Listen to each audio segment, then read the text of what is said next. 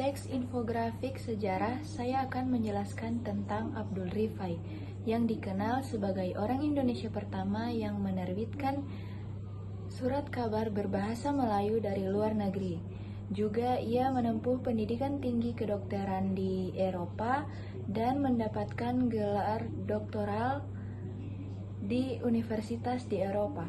Pada tahun 1900, ia menerbitkan surat kabar pewarta Walanda dari Amsterdam sambil melanjutkan studi S2 di Universitas Utrecht. Tahun 1901 dan 1902, ia menerbitkan surat kabar bendera Walanda dan bintang Hindia di Batavia.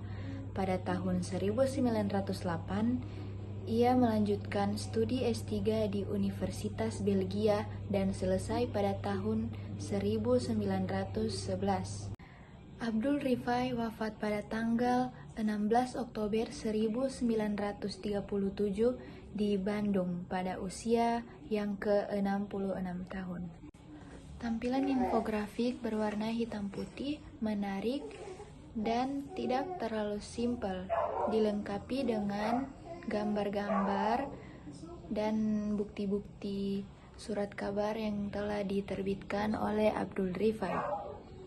Keterbacaan infografik mudah dimengerti, mudah dipahami, serta menggunakan kata-kata yang baku sesuai dengan KBBI. Yang kedua, teks prosedur kompleks surat izin mengemudi atau SIM.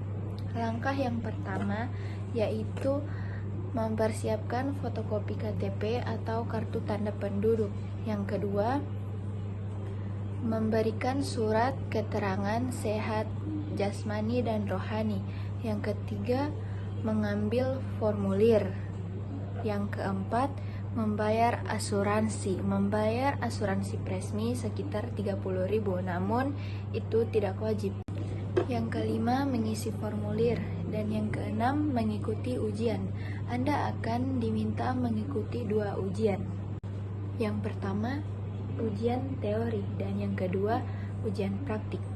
Jika Anda lulus di kedua ujian tersebut, langkah selanjutnya Anda akan menandatangani dan pengambilan sidik jari juga foto. Setelah itu, SIM Anda bisa diambil. Untuk mengetahui lebih lanjut persyaratan pembuatan SIM, Anda bisa langsung merujuk ke beberapa sumber seperti website resmi Korlantas Polri,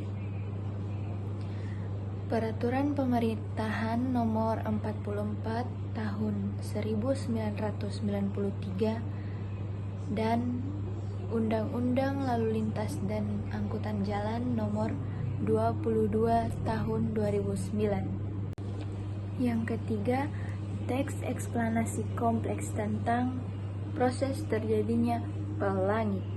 Pelangi adalah fenomena alam yang terjadi ketika cahaya matahari melewati tetesan air di udara seperti setelah hujan. Pertama, cahaya matahari yang terdiri dari berbagai warna memasuki tetesan air yang ada di udara. Ketika cahaya memasuki tetesan air, cahaya tersebut dibiaskan atau ditekuk.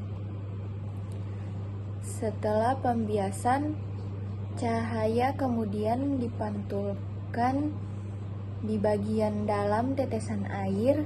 Pemantulan ini terjadi di permukaan belakang tetesan,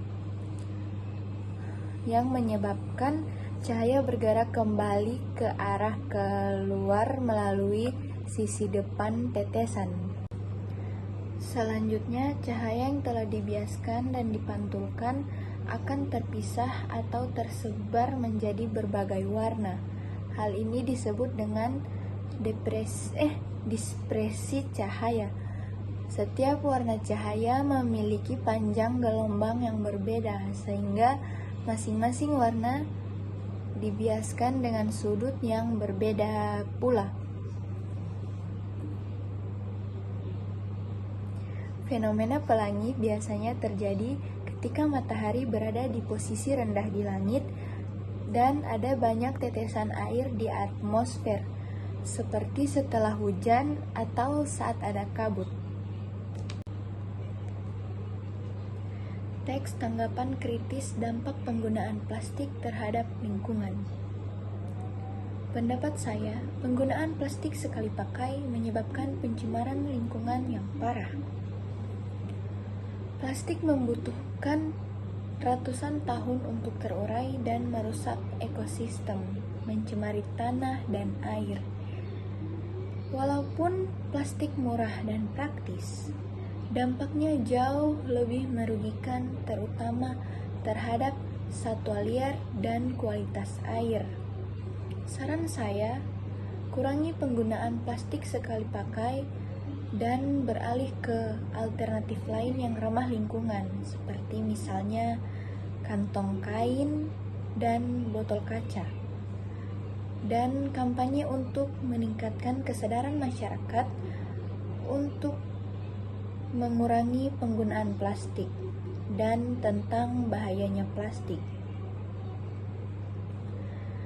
Setiap tahun, 8 juta ton plastik masuk ke lautan.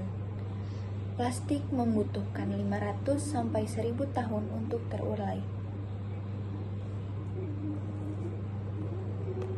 Bukti-bukti yang mendukung tentang bahayanya plastik adalah: yang pertama, setiap tahunnya 8 juta ton plastik masuk ke lautan.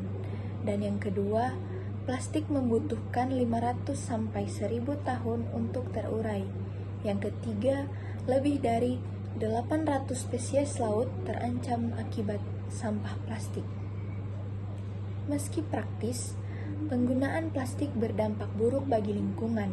Dibutuhkan tindakan lebih lanjut untuk mengurangi penggunaan plastik dan beralih ke solusi yang lebih ramah lingkungan.